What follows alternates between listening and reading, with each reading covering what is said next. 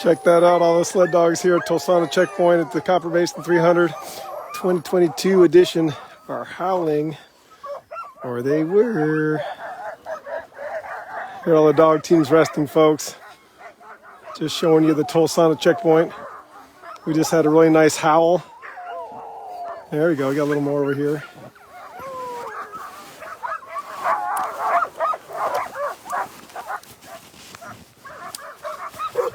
You're okay, babies. You're okay. You're okay. You're okay.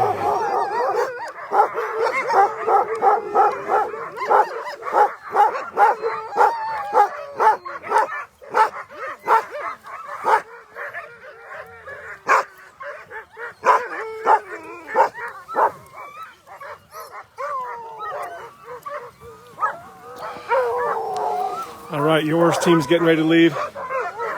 He's really close here, folks. So your Life is Tolson, the Iditarod champion 3 years ago, getting ready. Right there, we got him. You're right here live, folks. How cool is that? Cell phone. We got the race officials right there signing him out. He is getting ready to go. His team is standing up. Look at that. Got a whole bunch of beautiful Alaskan Huskies right there.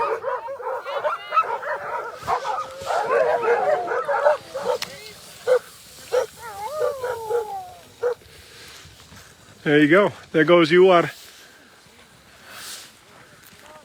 off from Tolsona checkpoint. Iditarod champion from 2018, I believe. And here's Paige from Squid Acre working on the booties. And you got right away handlers cleaning up the straw. So when a musher leaves, all the straw has to be bagged and disposed of. So actually I just went up to the truck and there's Kate right there. We have our sled and our tools right there ready to go. So as soon as Paige and Dylan, the teams that we're taking care of, as soon as they head out, we'll go ahead and drag that sled over and we'll do what UAuto's handle is doing right there. We'll rake it up, bag it up, get it off the ice, get it into the trash burn pile. All right, look at that beautiful evening, folks. Just bringing you into the behind the scenes here, Copper Basin 300 2022 edition. Super clear night. Look at that beautiful moon. Clouds have come in, kind of brought the temperature up a little bit to about -20, which is a warm up. There's that long winter sunset. So you can see the sky is trying to get dark there and quite dark all the rest of the way around. Already there's the lodge, so you can see how dark the sky is there. You have other teams working and doing all their taking care of dogs and people. Look at that nice cooker right there. Somebody's got a big old rager in their cooker. Always super cool to see the scenes, and if you're not here, my God, you miss all this. And the only way to get here is to drive hours and hours and hours from Anchorage. It's about 5 hours from Anchorage, 4 hours or so. It's 4 hours from my place in Willow. And you have to come around through Chickaloon and you come up through the mountains and it's hard to get to. So rad that with the World Wide Web, you can be right here with Paige watching her booty, her sled dogs from Tolsona Lake in the middle of Alaska on a -25-degree night. There you go. The dogs all have their coats on. They're on a bed of straw that keeps all their paws, where they lose most of their heat and keep most of their heat is to their paws. So I'll turn my headlamp on now. See these guys? I don't want to make it too bright here because it's still a nice restful scene. These guys were howling earlier right there. Those dogs were all howling. There's Dylan and his team. Dylan's headlamp's right there. He's a rookie out here just going through his first race checkpoint. It's always easy to wonder, should I put the straw down first and then water them, or should I water them first and then put the straw down, or should I take the booties off and then water them and then put the straw?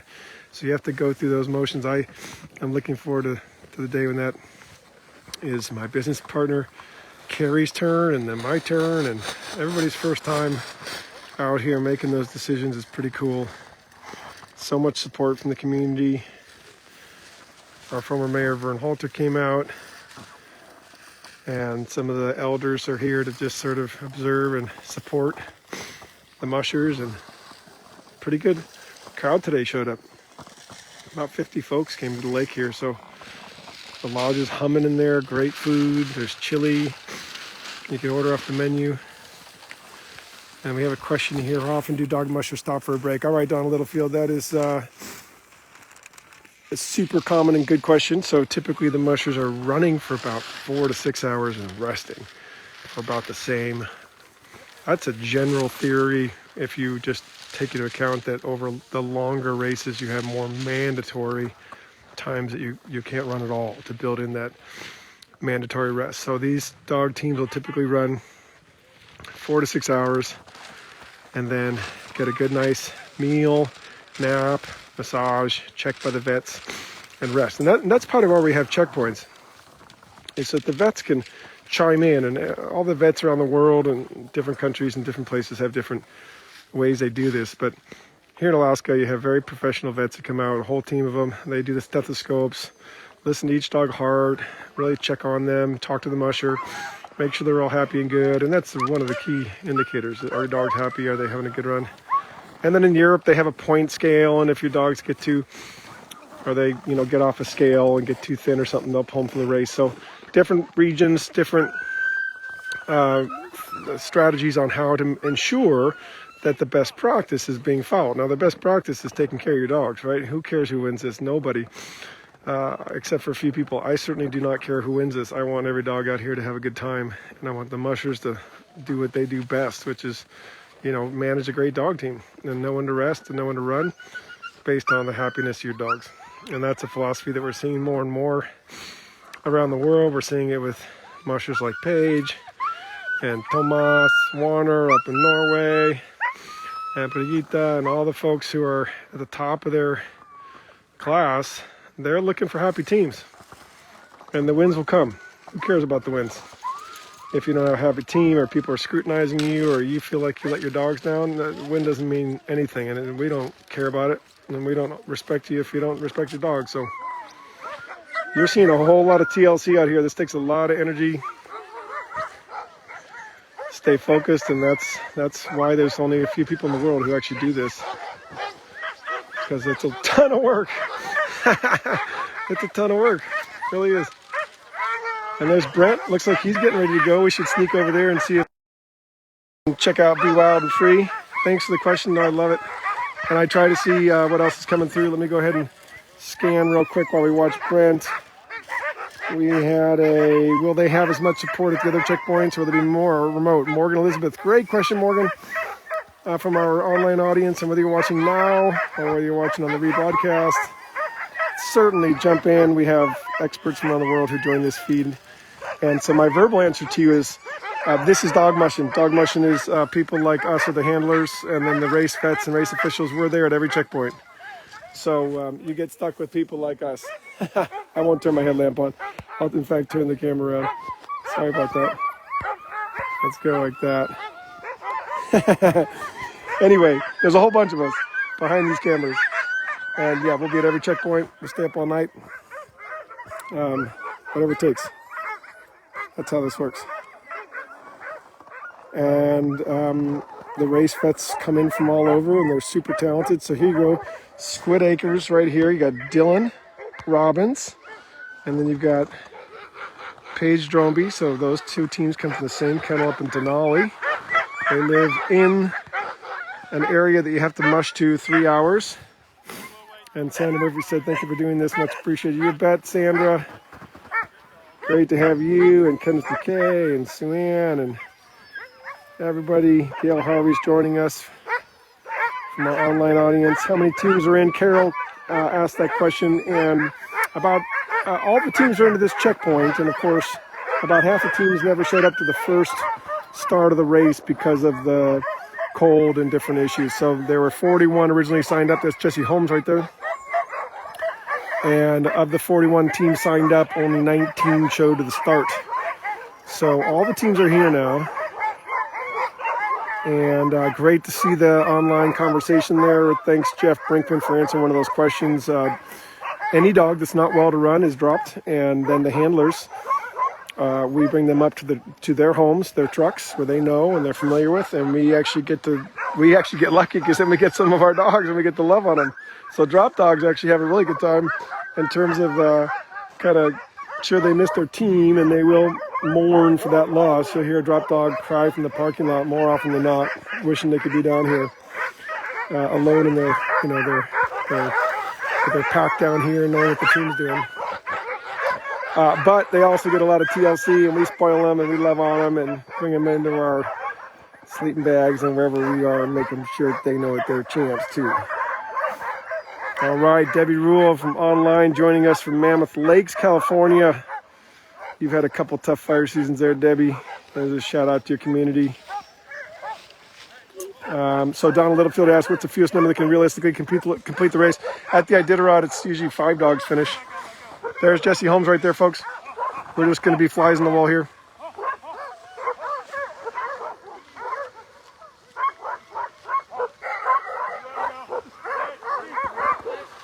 Jesse Holmes, life below zero, heading out right now of the checkpoint. So he's signing out right there.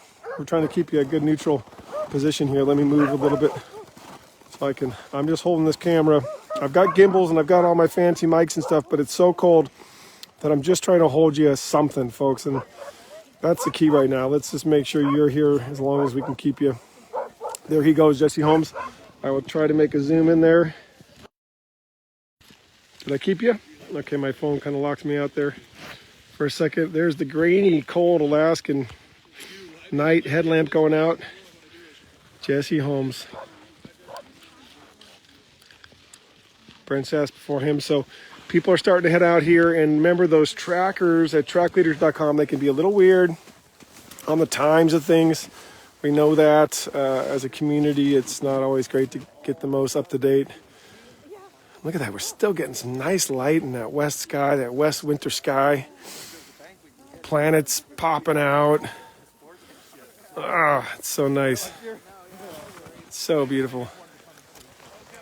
Can't get enough of this great state of Alaska. It is just, I keep bumping some button on my phone. I'm sorry with these gloves and trying to keep one hand from freezing. With these cell phones, it's best to operate them finger exposed. Yo. Yeah. Okay. Paige has a question, so I'm going to sign off here.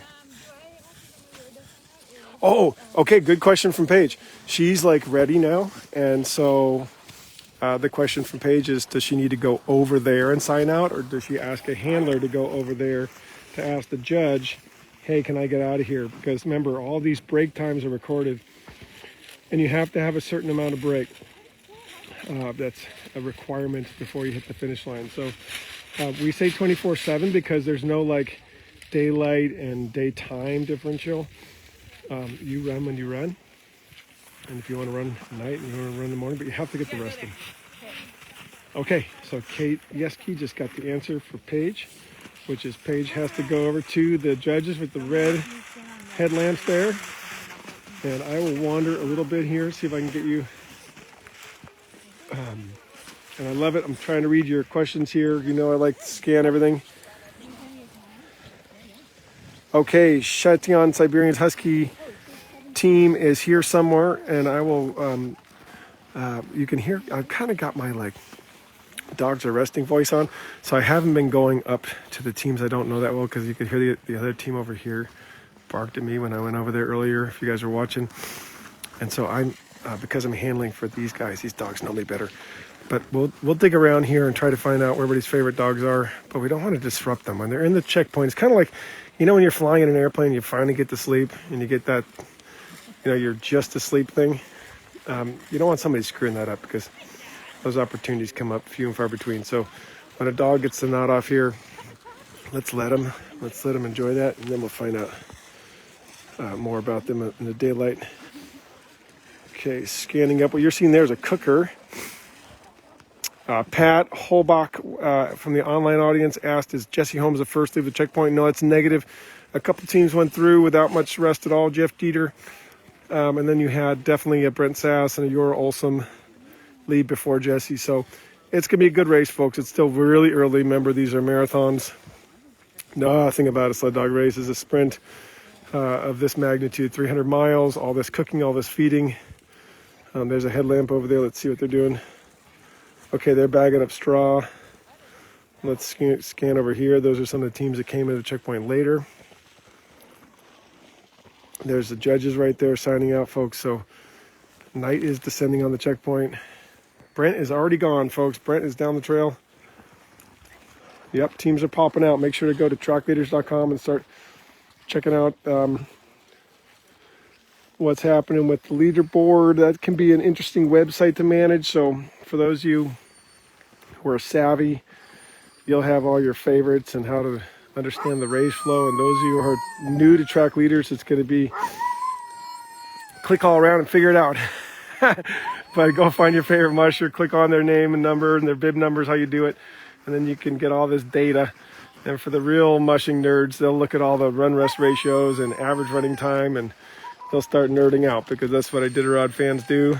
These dogs are the finest athlete on earth, and so everybody wants to know kind of what averages they're running. Here we go, Squid Acres. Here's Paige Dromby, multi-time Iditarod veteran. Here, always has a happy team. Look at her frozen sled. Kate's got the light on there so we can show you just how frozen that sled. Kate, does that look like a nice, pleasant place to take a nap? On all that ice? No. Look at this stuff, folks. This is just the moisture that sticks to a sled when it's minus 30, minus 40. Straw looks better to me. Everything gets coated. Yep, and that's why the dogs have the straw. You got to keep them off this stuff. Ooh, you got wiggle bots. We got some wiggle bots.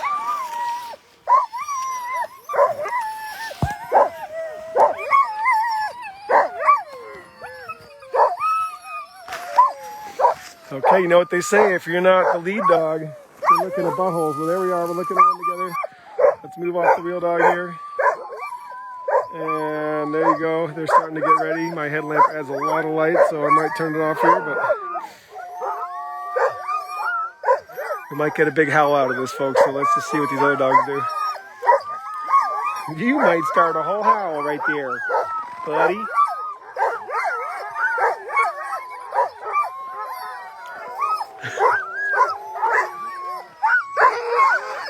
Okay, I'm going to turn my headlamp off. Let's see if they howl. Let's see if they...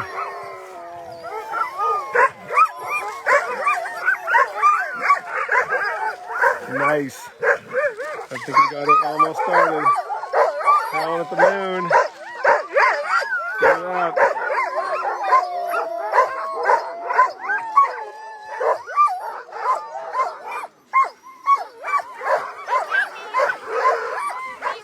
Oh boy. Can you what?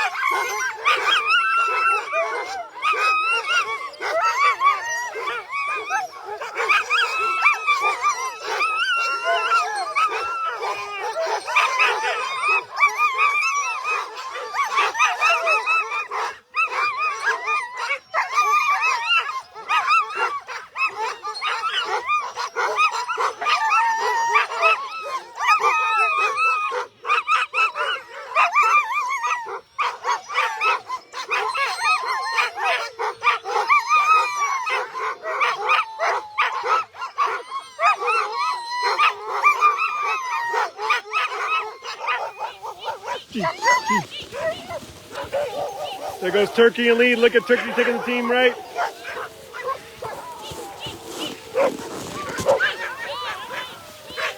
There you go.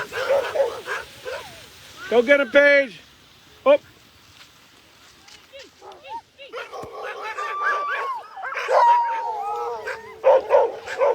Okay, getting that dog team to get out on the right trail. They have to go find the first stake out there. There they go. Kate's doing great. Uh-oh. They're going left again. This is sometimes what happens. This is just classic. You got your lead dogs, and they sometimes want to go a different direction at first. What's happening is on the lake here, it's very soft snow. So the lead dogs are actually looking for the trail, and right now they're about to hit the hard pack, and then they'll start flying because they'll know where the trail is. But out here in this, just sort of wind-driven powder, they're still looking for the trail. Now you can see them. They are moving nicely down that trail. I'll turn my headlamp off so you can see what that looks like fading away in the night. Beautiful dog team.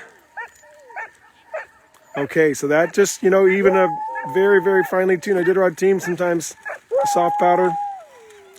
And there they go. They're out. They're straight up now. Those dogs will be chasing. And there's Dylan right there. Lodge, Tolsona Lodge in the background, Tolsona Lake in the foreground. Nice job, Kate. Thank you. Kind of a little exciting there, huh? Yeah. Sometimes the lead dogs don't like this powder. No. But so now our job is to lead Dylan out. Right. And then once we lead Dylan out, we get to clean up both we get to rake up camps. Dylan's right there. collected trash bags. So you guys are getting some bonus time right now. Yeah, I think it was a little confusing. Yeah, the lead dog. I was just telling the audience in this. Trails up there. Right. But the way we came in and parked, it was like just looking out at the lake. Right. So what Kate's saying is, you can see those lights down there. The dog teams came in on a really hard packed trail that goes up to the lodge because that's the snow machiners and the trailers. But then we parked out here on this really soft stuff, kind of no man's land. You can see my headlamp showing you no man's land. So when you set a dog team off in a no man's land, they're going to wander a little bit, looking for, well, depending on the leads, they're going to look for a trail. And the trail is actually right there. So they had to kind of hook around no man's land and get on the hard pack, and then bam, good to go. So I'll give you a headlamp glimpse. You can see all the ice crystals. It's not snowing here. That is just straight up cold ice, cold whatever, cold vapor, cold shit just floating through the air. It's cold. It's really cold. Minus 30 cold. Okay, I'm going to go ahead and sign off there, folks. And we'll get you some more footage. The next checkpoint's going to be Lake Louise. I'll get you a little bit more to here. And then we got to go for about a 45, 50-minute drive to go join the teams up there and meet them when they get in. And that's what we do. It just keeps on going. So keep online, trackleaders.com.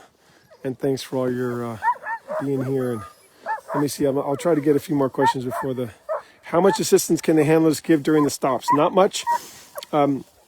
It's supposed to be an independently run race by the musher. We can point them in the different directions and then clean up for them when they leave. So just a little bit. And again, appreciate all the Randy Branning joining us from Florida, from our online audience. Thanks, Randy.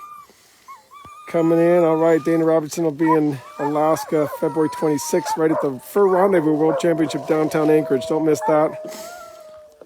All right. They win by good call by Carol again. They win by cumulative rest and get into the finish line first, but they have to get their rest in. So it's a little one of those deals. All right. It's about minus 30 here, folks. So I'm gonna go ahead and give you a big virtual hug. Thanks for being here. We'll get back with you here soon. Actually, no, we got a team leaving. Let's do it. Let's sneak in one more. Let's find a reason to keep doing it. Okay, now they're gonna have to. Now they're in no man's land. Let's see how they do. See, they want to go hot too. See, they want to go hot too. Ha's left, G's right. Let's see how they pick this up. Maybe they'll pick in the other dog's Paige's tracks, but they're starting to move in the right direction now. You can see those reflectors on that front. That's all voice command. So that's a 12-dog team, unless there's one dropped in there. So 12 dogs, 6 pairs of 2. That's what you're counting for. How many pairs do I have? Usually dogs run side by side. Neckline holding their necks somewhat in the similar 2 or 3 feet area, but not right next to each other. And there, see, they hooked right around and found that trail. So that's great. And now they're going to go ahead and haw and get on the hard stuff. Sorry, that's my breath right there.